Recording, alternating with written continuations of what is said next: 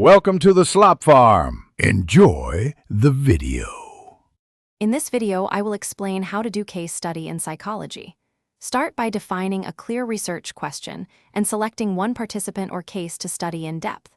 Record background, symptoms, and context through interviews, observations, and documents. Use ethical consent and protect confidentiality. Organize findings chronologically and thematically.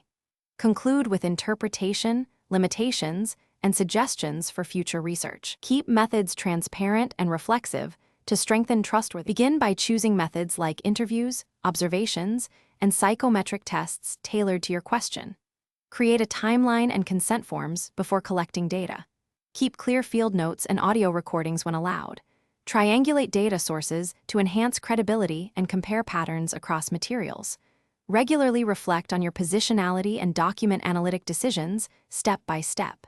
This builds a transparent audit trail and supports ethical, rigorous, and reproducible case study practice. Analyze data by coding transcripts, notes, and documents to identify themes and patterns. Use inductive and deductive strategies and compare findings with theory. Create visual timelines or matrices to map case development and causal links. Report both converging and disconfirming evidence for balanced conclusions.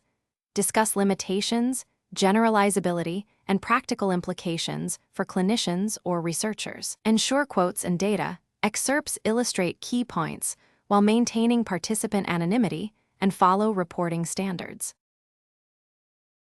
Thanks for watching. Consider subscribing if we helped you today.